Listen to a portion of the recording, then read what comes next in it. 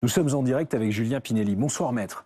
Vous êtes l'avocat d'Anne Vedovini, la grand-mère maternelle d'Émile, la femme de Philippe Vedovini, tous deux placés en garde à vue cette semaine. Aucune mise en examen n'a été décidée à ce stade, je le rappelle une fois encore.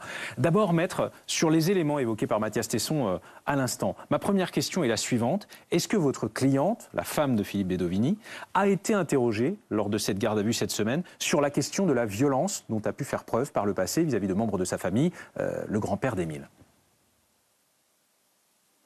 Vous l'avez rappelé à l'instant, à l'issue de sa garde à vue de 48 heures, ma cliente a été remise en liberté sans qu'aucune charge ne soit reconnue à son encontre. Cela a été le même cas pour son mari. Vous vous doutez bien que je ne m'exprimerai pas à l'antenne sur des éléments d'enquête, évoqués ou non d'ailleurs, au cours de la garde à vue de ma cliente, pour évoquer les questions des enquêteurs, ni évidemment les réponses qu'aurait pu livrer ma cliente sur ce point. Il y a un secret qui entoure l'ensemble de ces éléments. À ma connaissance, le ministère public n'a pas cru utile de l'évoquer lors de sa conférence de presse, et je ne rentrerai dans aucun détail des questions posées par les enquêteurs et couvertes nécessairement par ce secret. Néanmoins, il est tout à fait logique que dans le cadre des investigations qui sont conduites, on s'intéresse à l'intimité des uns et des autres, membres de cette famille, que l'on se plonge sur les rapports qu'ils ont pu avoir entre eux, avec l'extérieur, qu'on les a écoutés, nous le savons, cela a été évoqué également. Je note néanmoins que, quels que soient les éléments recueillis au cours de ces investigations, eh bien, à l'issue des gardes à vue, aucune charge n'a pu être reconnue à leur endroit.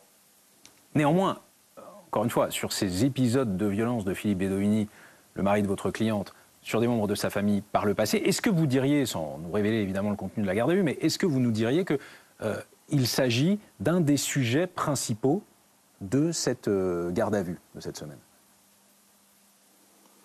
Vous savez, encore une fois, je vous l'ai dit à l'instant, il est très délicat et même impossible, à vrai dire, sur un plan strictement juridique, de venir, après avoir participé à cette garde à vue en tant qu'avocat, révéler encore une fois des éléments qui ne l'ont pas été. Je prends acte des informations dont vous avez pu disposer. Il est tout à fait légitime d'ailleurs que les médias, que la presse puissent être destinataires de certaines interventions. En revanche, il est tout à fait différent qu'une partie à cette information puisse les divulguer publiquement. Cela porterait nécessairement atteinte à de graves principes d'ailleurs qui régissent la procédure pénale et qui porteraient d'ailleurs atteinte, au-delà de ça, je crois, à la bonne marche de cette information, à la bonne marche des investigations auxquelles nous sommes, nous, particulièrement attachés du point de vue de ma cliente. Nous l'avons dit et répété, nous avons beaucoup à attendre de ces investigations, raison de plus pour ne pas venir les entraver ou porter atteinte à leur sincérité en faisant certaines révélations qui, elles, doivent être nécessairement couvertes par le secret. Mais est-ce que je note, par ailleurs également, mais cela n'aurait échappé à cliente... personne, que je suis pas pour ma... Pardon, oui. Allez-y, je vous laisse poursuivre. Non, j'indiquais simplement que je ne suis pas le conseil de M. Philippe Vedovini, qui lui-même est parfaitement assisté dans le cadre de cette procédure, et je serais encore plus malvenu, n'étant pas son avocat, de faire ici référence à des éléments le concernant directement. Je pense que chacun peut le comprendre. Mais est-ce que vous, votre cliente, la femme de M. Vedovini, comprenez que ces éléments interviennent dans le dossier, au cœur de l'enquête? Nous comprenons parfaitement que tous les éléments qui viennent intéresser tant l'un que l'autre, que leurs enfants d'ailleurs, que l'ensemble de ce groupe familial, intéressent l'enquête et font l'objet d'investigations. Nous l'avons parfaitement compris. Il y a le temps de la garde à vue, au cours duquel des éléments sont recueillis, des auditions sont mises en œuvre.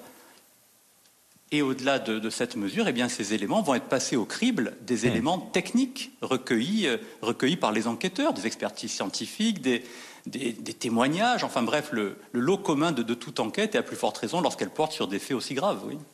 Existe-t-il un climat de peur au sein de la famille? Il y a avant tout un climat de souffrance. Cette famille vit évidemment accablée par la douleur qui est la sienne depuis la disparition du petit-fils de ma cliente. C'est principalement ce qui marque cette famille. Certainement pas un climat de peur, au contraire un climat véritablement, je crois, de cohésion, un climat de regroupement, un climat évidemment un sentiment aussi parfois évidemment d'être un petit peu isolé du reste du monde, du reste de la vie, parce qu'on est tenu encore une fois par cette souffrance et et qu'elle vous tient un petit peu hors du monde. Oui, ça c'est un sentiment sans doute partagé par l'ensemble de ses membres. Un climat de peur, non, je ne pense pas qu'il soit révélé par aucun des éléments des investigations. C'est une famille au contraire extrêmement soudée à cette heure, oui. Parler d'un climat de cohésion intrafamiliale, pas de tension, pas de dissension, comme ça a pu être dit? Je ne pense pas qu'il existe des groupes familiaux qui ne connaissent pas de tension ou de dissension déjà. Lorsqu'on les observe de près, vous savez, c'est souvent une remarque que l'on se fait lorsque l'on traite de ce type de matière, c'est que dès qu'un projecteur est placé sur une famille, on a toujours le sentiment qu'elle est dans une forme d'anormalité, qu'elle a quelque chose de très particulier. Ici, cela ne fait pas exception, et d'autant plus qu'il est vrai que la famille de ma cliente a admis un mode de vie qui était un petit peu peut-être différent de celui que l'on rencontre le plus souvent, avec cette volonté de se tenir un petit peu à l'écart de certains comportements, de certaines attitudes, d'une certaine matérialité, d'un matérialisme même, et davantage se consacrer sur les choses de la réflexion, de la foi et de l'esprit. Cela attire nécessairement l'attention. Quant aux dissensions qui auraient pu naître suite à ce drame, encore une fois, j'imagine mal qu'un groupe familial, aussi solide soit-il, puisse ne pas connaître certaines fragilités lorsqu'il est frappé de la sorte, et sans doute que cette cellule familiale n'a pas fait exception à la règle. Maintenant, encore une fois, je pense que cette intimité aussi leur appartient. Là, il n'est pas question de secret de l'enquête ou de l'instruction, il s'agit simplement de l'intimité d'une famille en deuil qu'il faut également respecter. Comment, maître, va votre cliente, la grand-mère maternelle d'Émile, à l'issue de cette semaine, durant laquelle elle, notamment, a passé 2 jours, de longs jours en garde à vue?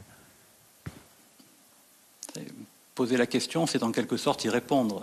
On imagine bien qu'après avoir été placé 48 heures en garde à vue, et 48 heures qui n'étaient pas qu'une privation de liberté dans son cas, qui était également le rappel constant au cours de chacune de ces auditions, qui ont été longues et nombreuses, d'éléments d'enquête qui portaient sur les derniers instants de son petit-fils. Imaginons un seul instant, tentons d'imaginer, et ne le souhaitons surtout à personne, la position qui peut être celle d'une grand-mère, retenue par des enquêteurs parfaitement respectueux, nous l'avons rappelé également, il faut le dire, qui ont parfaitement pris en considération qui était ma cliente et qui l'ont traitée comme il se devait, à savoir une grand-mère endeuillée, mais qui l'ont néanmoins entendue parce que cela était nécessaire et elle-même l'a parfaitement compris et admis. Nous imaginons évidemment quelle épreuve cela représente, une épreuve de plus, dira-t-on, mais une épreuve tout de même. Ma cliente se remet de cette épreuve. Le groupe familial se remet de cette épreuve, oui. Le procureur qui a donné des éléments capitaux avant-hier sur l'enquête, le procureur d'Aix-en-Provence, le crâne d'Émile, découvert il y a 1 an, a été déplacé. Émile a subi un traumatisme facial violent. Comment votre cliente a-t-elle réagi en entendant cela au moment de, peut-être pendant la garde à vue même? Ma cliente ne vit et ne respire que dans l'espoir de connaître un jour la vérité sur ce drame et sur les circonstances dans lesquelles son petit-fils a perdu la vie. Elle est donc particulièrement attentive à chaque élément susceptible de lui être révélé par l'enquête, par les investigations. On pourrait imaginer une posture contraire qui finalement conduirait à ne rien vouloir savoir, à ne rien vouloir entendre de faits aussi dramatiques, surtout lorsqu'ils sont compilés de façon aussi crue que cela peut être le cas dans une expertise.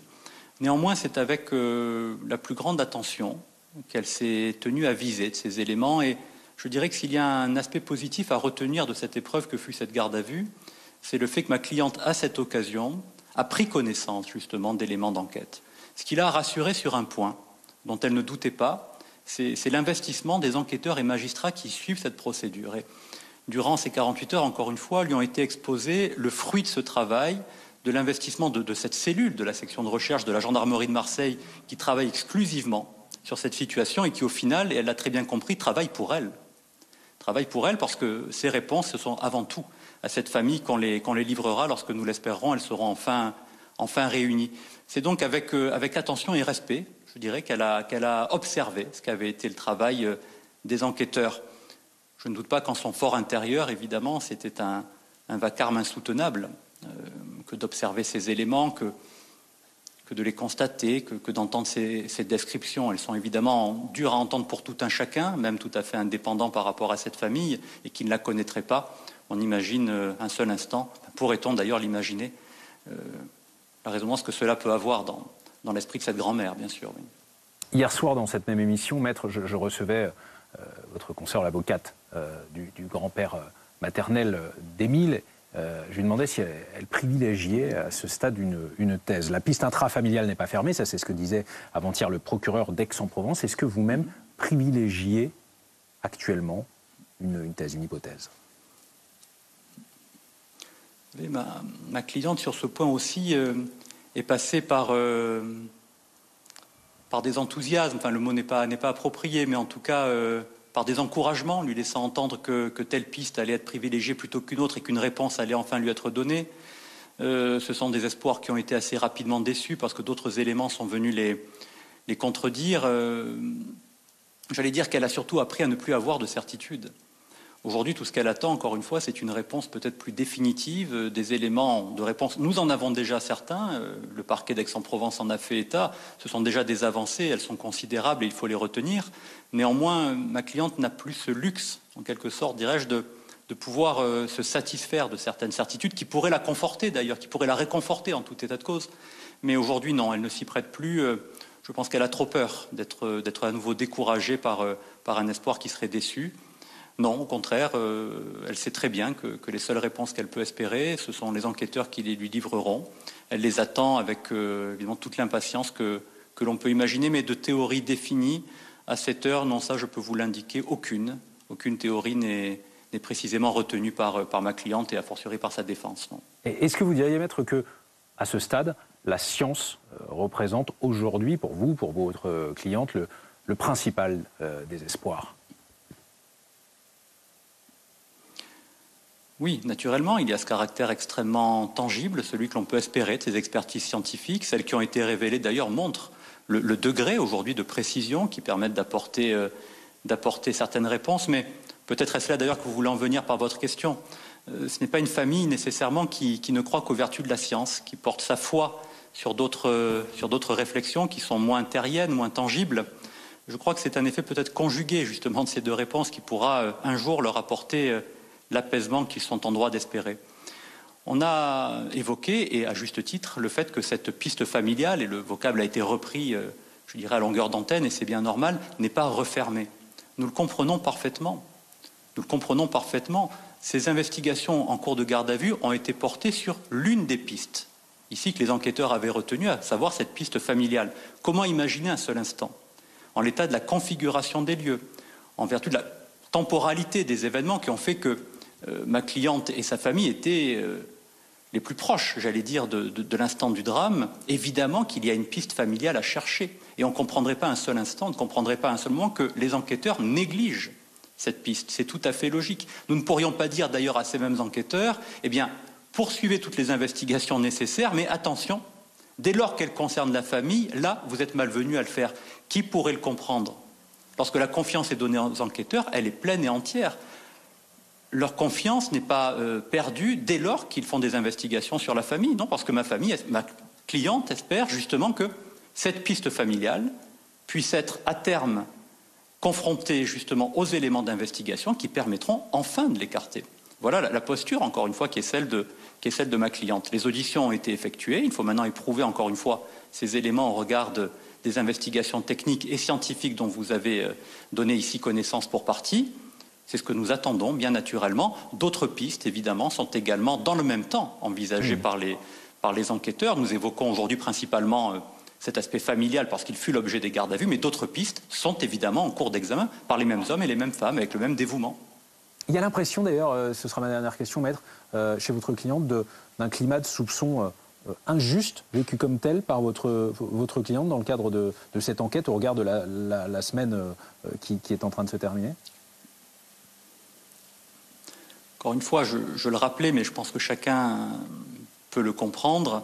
Lorsque vous êtes frappé par le sort d'une façon aussi dure, aussi injuste que la perte de votre petit-fils, l'idée qu'à cette injustice s'ajoute le soupçon porté sur vous de ce que vous pourriez être lié de près ou de loin à un tel drame, bien évidemment que cela heurte, bien évidemment que cela fragilise, que cela attriste. Néanmoins, je l'ai dit également, l'épreuve qui a été traversée par ma cliente et sa famille, celle de la perte du petit Émile, rend toute autre forme de sentiment parfaitement dérisoire face à d'autres épreuves. Merci, maître. Merci d'avoir été en direct avec nous et d'avoir accepté cette interview dans Newsbox.